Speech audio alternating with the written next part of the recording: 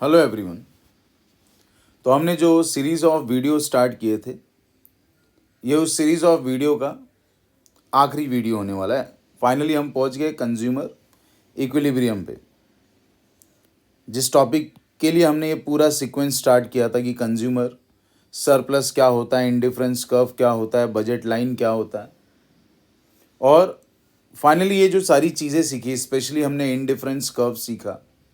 Indifference curve के अंदर special characteristics सीखे उसके बाद हमने बजट लाइन सीखा और बजट लाइन के ऊपर अच्छा खासा डिस्कशन किया, जो हमारे बुक में हार्डली आधे पेज का भी नहीं है।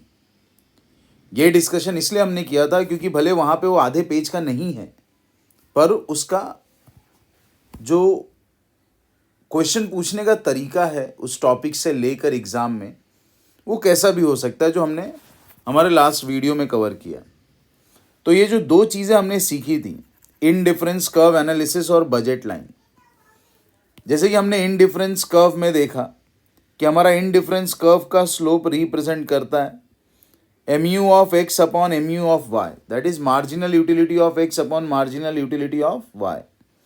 कहने का मतलब यह है कि अगर मैं एक इनडिफरेंस कर्व बनाता हूँ तो इनडिफरेंस कर्व पे जितने भी पॉइंट्स होंगे, हर एक पॉइंट पे कोई ना कोई मुझे क्या मिलने वाला है, mu of x upon mu of y। means we are getting some marginal utility of x with respect to some marginal utility of y। बिल्कुल उसी तरीके से अगर मैं प्राइस लाइन एक ड्रॉ करूं, तो ये प्राइस लाइन पे जितने भी पॉइंट्स मिलेंगे हमें, what ever the point it may be, जितने सारे पॉइंट हम बना लें, सारे पॉइंट यही रिप्रेजेंट करेंगे कि दिए गए पैसे से कितना यूनिट ऑफ एक्स और कितना यूनिट ऑफ वाई हम खरीद सकते हैं। लाइकवाइज तो ये रिप्रेजेंट करेंगे हमारे P of X upon P of Y को। यानी बजट लाइन का स्लोप दिखाता है price of X is to price of Y. Indifference curve का स्लोप दिखाता है mu of X upon mu of Y. और जब हम इन दोनों कंसेप्ट्स को आपस में मर्ज कर देते हैं, इसको मैं यहाँ से मिटा देता हूँ, राइट। तो जब हम दोनों कंसेप्ट्स को आपस में क्या करेंगे, मर्ज, यानी इनडिफरेंस कर्व एनालिसिस और बजट लाइन के कंसेप्ट को मर्ज करेंगे, तो हमें मिलने वाला है कंज्यूमर इक्विलिब्रियम। यानी इन सिंपल टर्म्स में अगर कहूँ तो कंज्यूमर इक्विलिब्रियम हमें बताएगा कि जो MRS ऑफ एक्स वाई होता है, यानी marginal rate of substitution of X and Y commodity, जब इसको इक्वल हो जाएगा mu of X upon mu of Y, और उसको इक्वल हो जाएगा p of X upon p of Y, तो उस पर्टिकुलर पॉइंट पे हमें मिलेगा कंज्यूमर इक्विलिब्रियम। अब कंज्यूमर, डोंट वरी, ये जो इक्वेशन मैंने यहाँ पे लिखा है ये हम कनेक्ट करेंगे हमारे डायग्राम से। फिलहाल के लिए हमने इसको सिर्फ लिख दिया, ये हमारे डायग्राम से आगे जाके कनेक्ट होने वाला है। हाँ, तो जैसा मैं कह रहा था कि हमारा कंज्यूमर इक्विलिब्रियम जो है वो कुछ अजम्पशंस के ऊपर चलता है। हमारे कंज्यूमर इक्विलिब्रियम के जो मेन अजम्पशंस है उनको हम इंडिविजुअली यहाँ पे रिप्रेजेंट करने की कोशिश करेंगे। तो हमारे कंज्यूमर इक्विलिब्रियम का सबसे पहला अजम्पशन है कि हमारे कंज्यूमर के पास पहले से एक इनडिफरेंस मैप तैयार है। इनडिफरेंस मैप तैयार है मतलब हमारे कंज्यूमर के पास पहले से एक फैमिली ऑफ इनडिफरेंस कर्व है। पहले से हमारे कंज्यूमर के पास क्या है, फैमिली ऑफ इनडिफरेंस कर्व। यानी हमारे कंज्यूमर ने अपने लिए सेट ऑफ इनडिफरेंस कर्व अपने मन में, अपने पास तैयार रखा है, और इसमें से जो भी प्रेफरेंस, मतलब जो भी कंज्यूमर ज़्यादा प्रीफर करेगा वो खरीद सकता है। तो ये हो गया हमारा इनडिफरेंस मैप, जहाँ पे कई सारे इनडिफरेंस कर्व्स हम एक साथ रिप्रेजेंट कर रहे हैं, right. Indifference map which shows his scale of preference for various combination of two goods X and Y, यानी एक्स एंड वाई के लिए उसके पास अलग अलग स्केल ऑफ प्रेफरेंसेस हैं. Like this may be IC1, here they have IC2, then they have IC3, then they have IC4, and finally they have IC5. So they have different scale of preferences from X and Y at different level of indifference curve. And when we bring all this indifference curve together at one place, they become the indifference map. यानी कि ये indifference map कुछ और नहीं है, हमारे सारे indifference curve का कॉम्बिनेशन है. Family of indifference curve known as indifference map. अब हमारा सेकेंड अजम्पशन है कि हमारे कंज्यूमर के पास क्या है, फिक्स्ड मनी इनकम है, यानी उसके पास एक डेफिनेट प्राइस लाइन है. उसके पास एक डेफिनेट प्राइस लाइन है, यानी यहां पे उसके पास ऑप्शन नहीं है. उसका मनी इनकम कांस्टेंट है, यानी उसके पास एक लिमिटेड अमाउंट ऑफ मनी है. फिर तीसरा अजम्पशन है कि जो दोनों गुड्स हैं एक्स एंड वाई, दोनों गुड्स के प्राइजेस पहले से दिए हुए हैं और वो फिक्स्ड रहेंगे, यानी उन गुड्स के प्राइजेस में चेंज आने वाला नहीं है. एक्स की जितनी भी कमोडिटीज हैं वो होमोजीनियस और डिविजिबल है.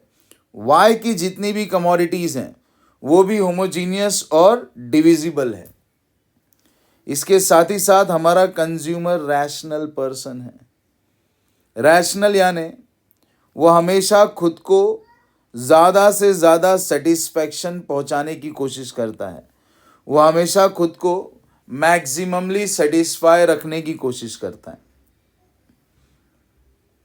तो ये है स्टोरी हमारे कंज्यूमर इक्विलिब्रियम के अजम्पशंस की. अब हम आएंगे हमारे कंज्यूमर इक्विलिब्रियम पे. यहाँ पे आप दो डायग्राम्स देख सकते हैं, राइट. तो ये जो दोनों डायग्राम्स आप देख रहे हैं, जो दो अलग अलग अजम्पशंस को लेकर हमने ड्रॉ किया, इन डायग्राम्स को हमने मिक्स कर देना है आपस में, दैट्स इट. तो हमें मिल जाएगा हमारा कंज्यूमर इक्विलिब्रियम. तो अब हम यहाँ पे हमारे कंज्यूमर इक्विलिब्रियम को ड्रॉ करने की कोशिश करते हैं. यह हमारा Y axis. So as simple Y axis पे कौन सा गुड्स रिप्रेजेंट कर रहे हैं, वाई. यह हमारा एक्स एक्सिस. यहां पे हम कौन सा गुड्स रिप्रेजेंट करेंगे, तो यहां पे हम गुड्स रिप्रेजेंट करेंगे एक्स. अब मेरे पास एक फिक्स्ड बजट लाइन है जिसको मैंने अभी नाम दे देना है प्राइस लाइन PL. इतने ही पैसे है मेरे पास, ना इससे ज़्यादा है ना इससे कम है. अब मैं इसके ऊपर अलग अलग इनडिफरेंस कर्व सेट करूंगा. क्या सेट करूंगा, अलग अलग इनडिफरेंस कर्व. तो ये हो गया मेरा IC1. फिर इसके बाद मैंने एक और इनडिफरेंस कर्व बना लेना है. वो इनडिफरेंस कर्व हो जाएगा मेरा IC2.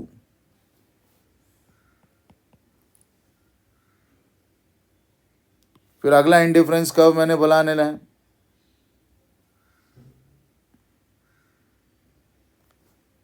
वो हो जाएगा हमारा IC3.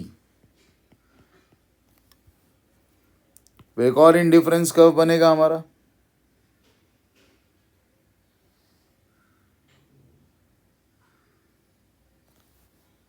अब ये हो गया मेरा IC4. और फिर आखिरी में एक और इनडिफरेंस कर्व बना रहे हैं हम, जैसे कि हमने 5 ही इनडिफरेंस कर्व रखे थे.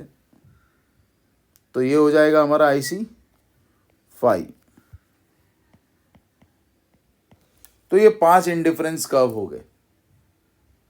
एज अ कंज्यूमर आप मेरे वर्डिंग्स पे ध्यान देना. एज अ कंज्यूमर हम वो सारे कॉम्बिनेशंस खरीद सकते हैं. एज अ कंज्यूमर हम वो सारे कॉम्बिनेशंस खरीद सकते हैं जहाँ पे हमारा इनडिफरेंस कर्व और प्राइस लाइन एक दूसरे को टच कर रहा है, तो इस चीज़ को मैंने पिंक कलर से हाईलाइट कर दिया यहाँ पे, और मैं एक सीक्वेंस में लिखते जाता हूँ A B C D E F G।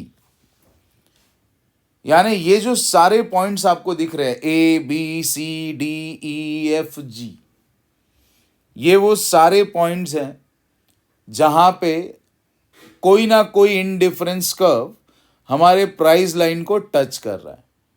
यानी उस इनडिफरेंस कर्व पे वो जो कॉम्बिनेशन है वो हमारे इस बजट में फिट बैठ रहा है।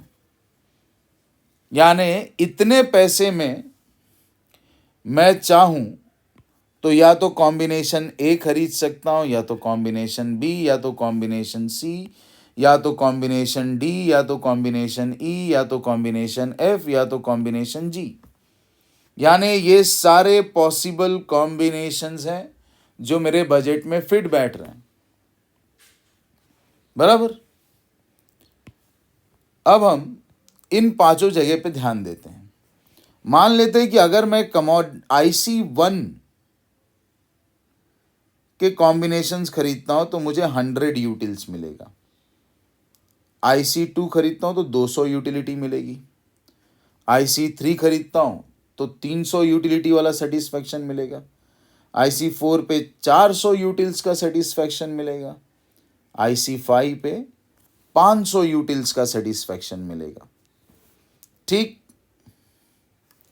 तो अब मैं देख सकता हूं कि जो मेरा A है और G है ये दोनों IC100 पे हैं। यानी IC100 पे जो मेरे पास कॉम्बिनेशन में खरीद सकता हूं वो है कॉम्बिनेशन A और कॉम्बिनेशन G। IC2 पे जो कॉम्बिनेशन में खरीद सकता हूं वो है B और F, जहां पे मुझे 200 यूटिल्स का सेटिस्फैक्शन मिलेगा। IC3 पे C और E, जहां पे 300 यूटिल्स का सेटिस्फैक्शन मिलेगा। और डी पे मिलेगा हमें 400 यूटिल्स का सेटिस्फैक्शन। और IC5 तो हमारे इस प्राइस लाइन को या हमारे इस बजट लाइन को किसी पॉइंट पे टच ही नहीं कर रहा है। यानी IC5 के इनडिफरेंस कर्व के किसी भी कॉम्बिनेशन को हम इस बजट में नहीं खरीद सकते हैं। यानी वो चीज़ हमारे बियॉन्ड बजट है, हमारे खरीदने की क्षमता, पोटेंशियल, कैपेसिटी के बाहर की चीज़ है। तो अब मुझे जब सिलेक्शन करना है तो इन्हीं दिए गए कॉम्बिनेशंस में से सिलेक्ट करूंगा। हो सकता है कोई बोले यार सर मैं तो डाइटिंग पे हूं तो मैं तो सिर्फ 200 यूटिल्स ही चाहता हूं, मेरे को उससे ना कम चाहिए ना ज़्यादा चाहिए। तो भाई हमने यहाँ पे बोला है हमारा कंज्यूमर रैशनल है, यानी साधारण है, उसे उसके अंदर किसी भी चीज़ को लेके एबनॉर्मेलिटी नहीं है। एक साधारण नॉर्मल इंसान जैसा रिएक्ट करता है और वो खुद को ज़्यादा से ज़्यादा सेटिस्फैक्शन दिलाने की कोशिश करता है दिए गए फिक्स्ड मनी इनकम से। यानी ये जो 7 पॉइंट्स मुझे नज़र आ रहे हैं A B C D E F G, इसमें मैं देख सकता हूं कि मुझे सबसे ज़्यादा सेटिस्फैक्शन मिल रहा है पॉइंट D पे 400 यूटिल्स का। और ये पॉइंट D मुझे नज़र आ रहा है कि ये है मेरा पॉइंट ऑफ टेंजेंसी। यह है पॉइंट ऑफ टेंजेंसी, मतलब इस पॉइंट पे मैं आसानी से देख सकता हूं कि मेरा प्राइस लाइन और मेरा इनडिफरेंस कर्व दोनों एक दूसरे को टच कर रहे हैं। राइट। मेरा प्राइस लाइन और मेरा इनडिफरेंस कर्व दोनों एक दूसरे को क्या कर रहे हैं? टच कर रहे हैं। कोई किसी को इंटरसेक्ट नहीं कर रहा है। समझे? यानी इस पर्टिकुलर स्लोप पे मैं चाहे प्राइस लाइन देखूं या इनडिफरेंस कर्व देखूं, दोनों पे मुझे देखने को मिल रहा है जैसे कि मेरा इनडिफरेंस कर्व बताता है mu of x upon M U of Y, जो मेरे प्राइस लाइन के स्लोप को क्या हो रहा है, मैच हो रहा है। तो जिस पॉइंट पे M U of X and M U of Y P of X और पी ऑफ वाई को इक्वल हो जाता है, वही होता है हमारा कंज्यूमर इक्विलिब्रियम। यानी उसी पर्टिकुलर पॉइंट ऑफ टेंजेंसी पे हमें मैक्सिमम सेटिस्फैक्शन मिलता है दिए गए इनकम पे। तो ये रहा हमारा कंज्यूमर इक्विलिब्रियम का concept. So thank you all of you हमें सुनने के लिए। तो जैसा मैंने आपको कहा था इससे पहले वाले वीडियो में कि हम जल्दी सारे इंपॉर्टेंट टॉपिक्स को कवर करने के लिए एक मैराथन सेशन ला रहे हैं, जिसमें कोई भी चीज़ें भगाई नहीं जाएगी, हर चीज़ अच्छे तरीके से कवर होगी, जो आपको आपके एग्ज़ाम में लास्ट मिनट रिवीजन में हेल्प करेगी। तो चलिए अब हम मिलेंगे हमारे नेक्स्ट वीडियो में। Thank you.